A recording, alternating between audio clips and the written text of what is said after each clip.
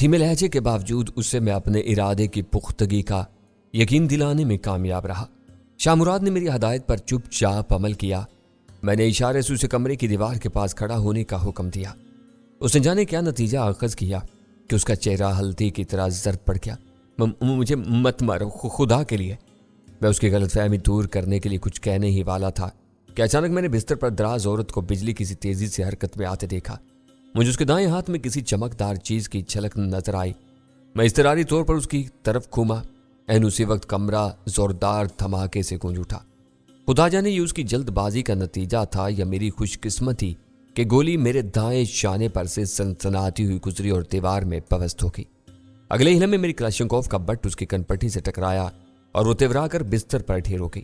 اس کے ہاتھ سے چھوٹ کر گرنے والا نکرئی پستول فرش پر بچھے قالین پر جا گرا تھا۔ تب میں نے پہلی بار اس عورت کو غور سے دیکھا۔ اس کا حسین چہرہ میرے لیے اجنبی نہیں تھا، وہ ندا تھی۔ ندا کو زخمی ہو کر گرتے دیکھ کر شاہ مراد پر وحشت طاری ہو گئی۔ وہ دیوانہ وار آگے بڑھا اور ضرب کا نشانہ بننے والی ندا پر چک گیا۔ نرملا، نرملا، ہوش میں آؤ۔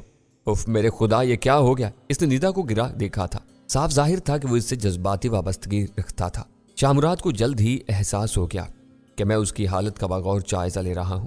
چنانچہ ندا کو چھوڑ کر اٹھ کھڑا ہوا اور خونخوار لہجے میں بولا، تمہیں اپنی حرکت کا حساب چکانا ہوگا۔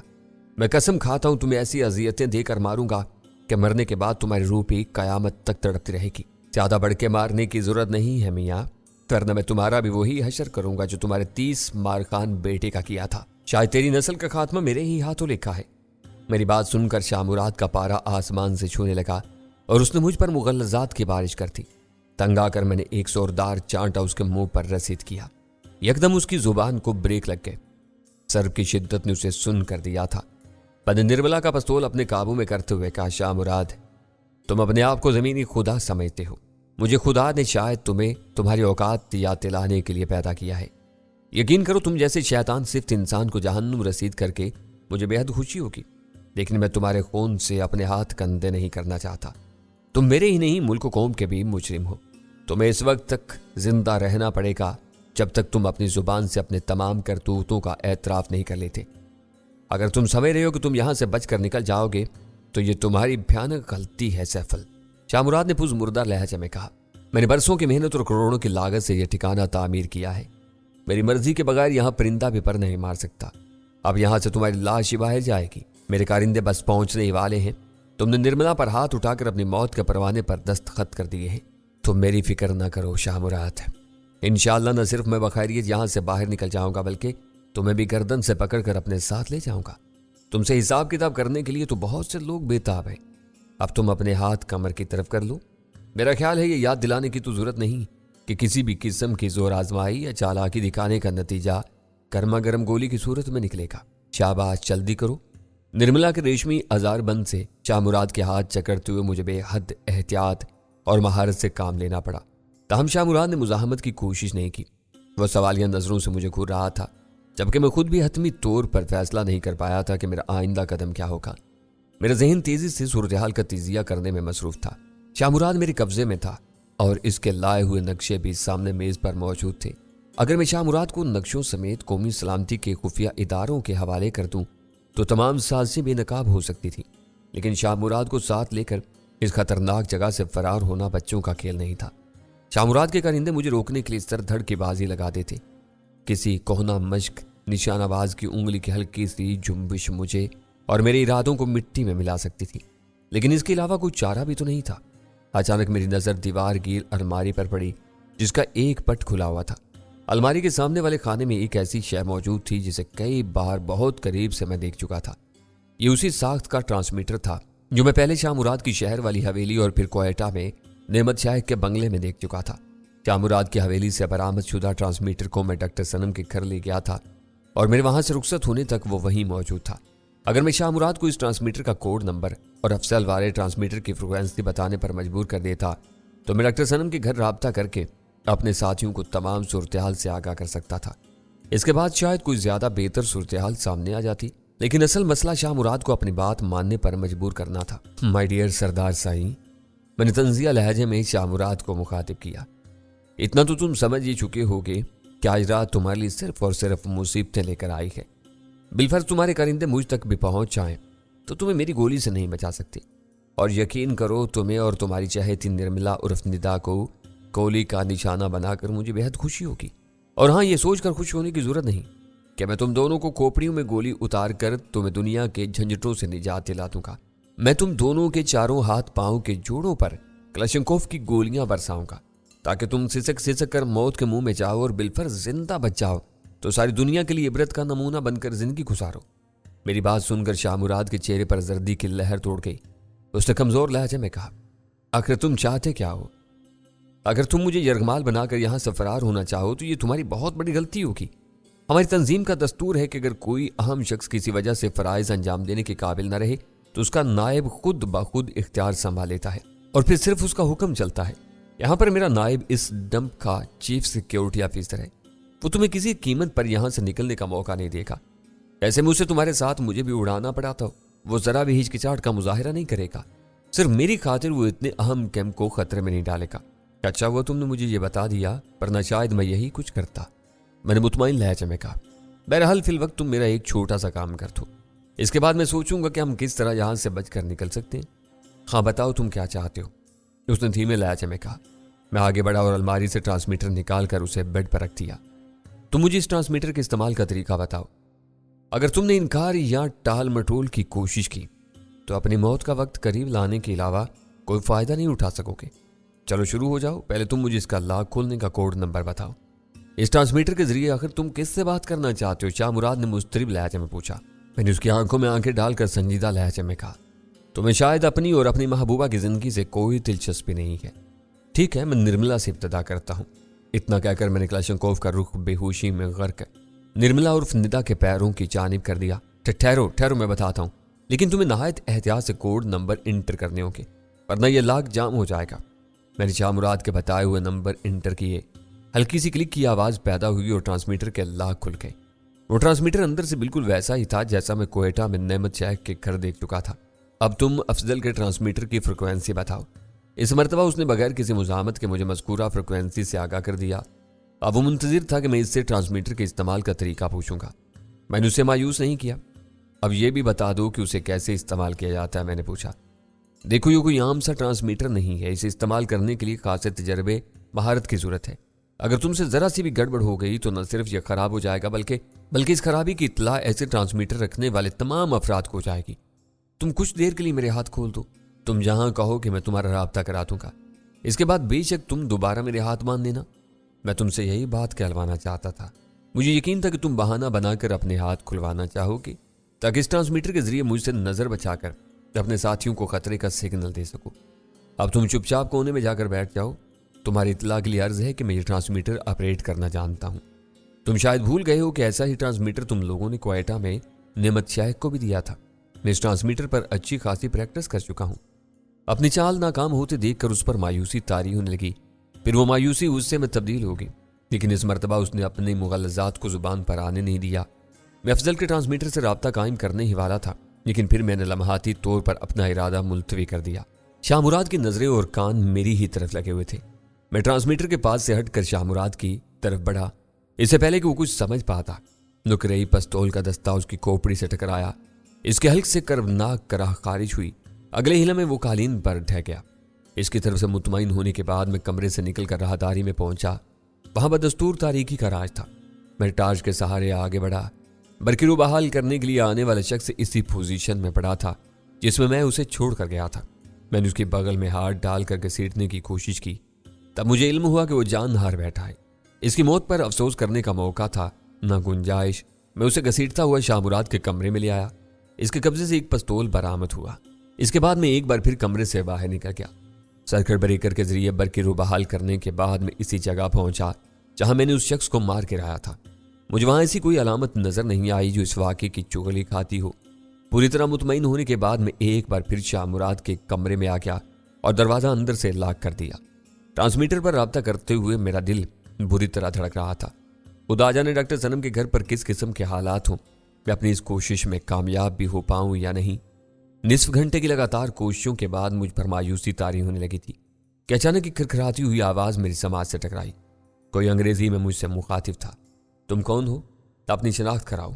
वो आवाज़ मेरे लिए कतन अजनबी थी, लिहाजा मुझे भी मोहतात होना पड़ा। तुम कौन हो और इस फ्रिक्वेंसी पर क्यों मौजूद हो? पहले तुम अपनी शनाख्त कराओ। दूसरी तरफ चंद लम्हे खामोशी रही, फिर उसी आवाज़ ने पूछा, अच्छा ये बताओ तुम किससे बात करना चाहते हो? राब्ता तुमने किया, लिहाजा तुम्हें मालूम होना चाहिए कि इस तरफ कौन होगा। बोलने वाले के लहजे में पुख्तगी और जहानत की झलक नुमाया थी। मैंने नहायत सोच समझ कर अपने अल्फाज का इंतखाब करते हुए कहा, मैं डॉक्टर या केमिस्ट से बात करना चाहता हूँ। मुझे इस मर्ज का पता करना है जिसे मैंने एडमिट कराया था। इसकी जिम्मेदारी के लिए मैंने अपना बाबा भी भेजा था। ओह, तुम सैफदाद खान बात कर रहे हो? बात करने वाले ने अचानक पुरजोश लहजे में पूछा। इसका सवाल इतना बेसाख्ता था कि मैं चौंक उठा। जल्दी बताओ, तुम सैफदाद ही बात कर रहे हो ना? फिक्र न करो, मैं तुम्हारा दुश्मन नहीं बल्कि दोस्त हूँ। मिर्जा और सदीकी मेरे कोलीग हैं। इस मामले का चार्ज अब मेरे पास है। इसके लहजे में इतना एतमाद और बेसाख्तगी थी कि मुझे उसकी सच्चाई तस्लीम करना पड़ी। आपने सही पहचाना, मैं सैफ हूँ। ये ट्रांसमीटर आपके पास कैसे पहुंचा? क्या आप अब भी डॉक्टर के घर से बात कर रहे हैं? हम ये ट्रांसमीटर और मेहमान डॉक्टर के घर से हटा चुके हैं, लेकिन हम अब इसी शहर में हैं। सारी सूरत हाल हमारे इल्म में आ चुकी है और हम भरपूर एक्शन की तैयारियां मुकम्मल कर चुके हैं। पहाड़ी बस्ती वाले सरदार ने हमें सब कुछ बता दिया था। अब तुम बताओ कि इस वक्त तुम कहाँ हो और ये ट्रांसमीटर तुम्हारे हाथ कैसे लगा जिस पर तुम बात कर रहे हो? एक तवील दास्तान है जनाब, मैं मुख्तसरन बता देता हूँ। मैंने अपने कोयटा फिर शाह मुराद की कोठी तक पहुँचने और बिलाखिर सुरंग के रास्ते शाह मुराद की इस कमीनगाह तक पहुँचने और शाह मुराद पर काबू पाने की रुदात मुख्तसर सुना थी। ये सब सुनकर अख्तर फारूकी नामी शख्स हैरत और खुशी से गुंग होकर रह गया। उफ मेरे खुदा, मैंने तुम्हारे बारे में जो कुछ सुना था, तुम तो उससे बढ़कर हो। तुमने इस शख्स को बेबस कर दिया जिस पर हाथ डालने की तैयारियां हम कई बरसों से कर रहे हैं। तुमने उस जगह की कैफियत बताई है। अब इसके लिहाज से वहां तक पहुंचना और फिर शाह मुराद के कारिंदों से टकराना और इन्हें शिकस्त देना आसान नहीं होगा। हमें तो इस जगह का सही महल वकूफ भी मालूम नहीं है। मुझे यकीन है कि शाह मुराद का यह ठिकाना ज़ेर ज़मीन होगा। जी हाँ, और शाह मुराद के मुताबिक यह ठिकाना एक नाकाबिले तस्खीर कला है। इसका महल वकूफ समझने में मैं आपकी मदद कर सकता हूँ, लेकिन आप इस जगह पहुंचने से पहले शाह मुराद के कारिंदों की नज़र में आ जाएंगे और आपको सख्त मुज़ाहमत का सामना करना पड़ेगा। इसकी तुम फिक्र मत करो, अख्तर फारूकी साहब ने मुझे इत्मीनान दिलाया। मैं बहुत बड़ी फोर्स के साथ ऑपरेशन करूंगा। अगर हम इस अड्डे पर कब्जा न कर सके तो इस जगह को बारूद से उड़ा देंगे ताकि ना रहे बांस और ना बजे बांसुरी।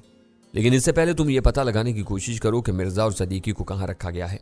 अगर वो वहीं हैं तो हमें इन्हें पहले वहां से निकालना होगा और ये काम तुम्हें को करना होगा। आप फिक्र न करें, मैं अभी इनका पता लगाता हूँ। अगर वो मिल गए तो इंशाल्लाह मैं इन्हें बाहिफाजत यहाँ से निकाल ले जाऊँगा। आप ट्रांसमीटर के करीब रहें, मैं आपसे दोबारा राब्ता कायम करूँगा। मैंने कहा और ट्रांसमीटर ऑफ कर दिया। मेरे हौसले दो चंद हो गए थे। मैं इस अंदेशे से आज़ाद हो गया था कि खुदा न खास्ता मुझे कोई हादसा पेश आ गया तो शाह मुराद का हाथ रोकने वाला कोई नहीं होगा। मैंने शाह मुराद और निदा की कैफियत का जायजा लिया। वो दोनों गहरी बेहोशी में नजर आ रही थी, लेकिन मैंने एहतियातन शाह मुराद के बंधनों का एक बार फिर जायजा लिया और बेडशीट फाड़ कर इसकी पट्टियों से इसके पैरों को भी जकड़ दिया। इसके बाद मैंने निदा के साथ भी यही सलूक किया। शाह मुराद के लिबास की तफसीली तलाशी लेने पर उसके कमरे की चाबी में मेरे हाथ लग गई थी। मैंने इन दोनों को कमरे के अलग अलग कोनों में पटका और कमरे से बाहर निकल आया। दरवाजे को लॉक करने के बाद मैं खासी हद तक मुतमईन हो चुका था। अब मुझे मिर्जा और सदीकी को तलाश करना था। जाने क्यों मुझे महसूस हो रहा था कि वो यहीं कहीं आस पास मौजूद हैं। मैंने सबसे पहले इस राहदारी में मौजूद दूसरे कमरे में किस्मत आजमाई का फैसला किया। कमरे के दरवाजे पर पहुंचकर मैंने इसे अंदर की तरफ धकेलने की कोशिश की, लेकिन इसमें हल्की सी जुम्बिश भी नहीं हो पाई। मैंने मायूसी की लहर को नजरअंदाज करके एक मुहूम सी तवक्का के सहारे शाह मुराद के कमरे की चाबी कुफल के सुराख में डालकर घुमाती। हल्की सी क्लिक सुनाई थी। इसके साथ ही मेरा दिल खुशी से झूम उठा। कमरे का लॉक खुल चुका था। मैंने पिस्तौल संभालते हुए दरवाजे को धक्का दिया। कमरे के अंदर मुकम्मल तारीकी का राज था। मजबूरन मुझे टार्च रोशन करना पड़ी। इस कमरे में कोई ज़ीरूह मौजूद नहीं था। अलबत्ता एक दिलचस्प और अजीबो गरीब मंजर ने मेरी तवज्जो हासिल कर ली। कमरे की चारों दीवारों के साथ जस्त के जदीद तर्ज के रैक बने हुए थे जिनमें नहायत दिलकश खिलौने सजे हुए थे। मुझे लगा कि मैं गलती से खिलौनों की दुकान में आ गया हूँ। मैंने रैक पर से एक भालू उठाकर बगौर उसका जायजा लिया। इसकी बनावट बहुत नफीस थी, लेकिन इसका वजन मेरी तवक्का से कदरे ज्यादा था। मैंने इसे वापस उसकी जगह पर रख दिया। मैं समझ नहीं पा रहा था कि इन खिलौनों की इस जगह मौजूदगी का क्या मकसद हो सकता है। बाकी रैकों में सजे खिलौनों का जायजा लेते हुए मेरी नजर ट्रांसमीटर रेडियो की एक तवील की तार पर पड़ी। इनमें से कुछ जेबी साइज के थे और कुछ निस्बतन बड़े। मैंने जेबी साइज की एक रेडियो को उठाया तो इसका वजन भी गैर मामूली महसूस हुआ। میں اس نتیجے پر پہنچا کہ یہ کھلونے منشیات کے اسمگلنگ میں استعمال ہوتے ہیں اور ان میں سے ہر ایک کے اندر اس وقت بھی منشیات کی خاصی مقدار موجود ہے۔ تاہم میں اپنے اس خیال سے پوری طرح مطمئن نہیں ہو سکا۔ میں نے اس کمرے میں زیادہ دیر نہیں لگائی، اسے باہر سے مقفل کر کے آگے بڑھا تو مجھے احساس ہوا کہ کمرے کے ریک سے اٹھایا ہوا جیبی سائز ریڈیو میں نے بے خیالی میں اپنی جیب میں ڈال دیا تھا۔ اسے واپس رکھنے کا جواز تھا نہ کوئی موقع، لہٰذا میں دوبارہ کمرے میں جانے کی زحمت نہیں کرنے والا تھا۔ اب مجھے سب سے خطرناک مرحلہ درپیش تھا کیونکہ درمیانی راہداری سیدھی میدان نما جگہ پر کھلتی تھی اور میدان میں موجود کوئی بھی شخص راہداری میں ہونے والی نقل و حرکت دیکھ سکتا تھا۔ راہداری کے موڑ پر پہنچ کر میں نے کھلی جگہ کا جائزہ لیا۔ وہاں مکمل سکوت طاری تھا۔ ٹرکوں اور جیپوں کے آس پاس بھی کوئی نظر نہیں آ رہا تھا، لیکن کسی بھی لمحے کوئی اس طرف کا رخ کر سکتا تھا۔ لہٰذا بہتر یہی تھا کہ میں جلد از جلد اپنی کارروائی مکمل کرنے کی کوشش کرتا۔ لیکن ضروری تو نہیں تھا کہ قسمت اس بار بھی میرا ساتھ دیتی اور شاہ مراد کی چابی سے ہر قفل کھل جاتا، لیکن قسمت آزمائی کے علاوہ کوئی چارہ بھی تو نہیں تھا۔ میں تیز قدموں سے دائیں ہاتھ والے دروازے کی طرف بڑھا۔ اس دوران میں مسلسل کھلے احاطے کی طرف بھی دیکھتا جا رہا تھا۔ دروازے پر پہنچ کر میں نے اللہ کا نام لیا اور چابی قفل میں ڈال کر گھما دی۔ اگلے ہی لمحے دروازے کا لاک کھل گیا۔ اس بے بہا کرم پر میں نے رب کریم کا شکر ادا کیا اور دروازے کو دھیرے سے اندر دھکیلا۔ کمرے میں تاریکی کا دور دورہ تھا۔ میں نے پستول کے ٹیگر پر انگلی چماتے ہوئے ٹارچ کی روشنی اندر پھینکی۔ کمرہ بالکل خالی تھا۔ وہاں پر موجود فرنیچر سے اندازہ ہوا کہ وہ کمرہ میٹنگ کے لیے استعمال کیا جاتا ہے۔ کمرے سے باہر نکلنے سے پہلے میں نے ایک بار پھر راہداری کے اختتام پر کھلے میدان کا جائزہ لیا۔ صورتحال جوں کی تو تھی۔ میں پلک جھپکتے میں سامنے والے کمرے کے دروازے پر پہنچا اور قفل میں چابی گھما دی۔ نتیجہ اس مرتبہ بھی حسب توقع نکلا۔ دروازہ کھل گیا۔ میں نے اندھیرے کمرے میں ٹارچ کی روشنی ڈالی۔ اگلے لمحے میرے پستول نے کمرے میں موجود آئینی چارپائی پر محو خواب شخص کو اپنی زد میں لے لیا۔ میں نے کمرے کا دروازہ اندر سے بند کر دیا اور نپے تلے قدموں سے چارپائی کی جانب بڑھا۔ وہ شخص شاید بہت گہری نیند سونے کا عادی تھا، ورنہ ٹارچ کی خیرہ کن روشنی اسے بیدار کر دی تھی۔ اس کے قریب پہنچ کر میں نے پستول کے نال سے اس کے شانے پر ٹہوکا دیا۔ وہ شخص تھوڑا سا کسمسایا اور سیدھا ہو گیا۔ تب میں پہلی مرتبہ اس کا چہرہ واضح طور پر دیکھ سکا اور خوشی اور حیرت کے ملے جلے جذبات نے مجھے اپنی لپیٹ میں لے لیا۔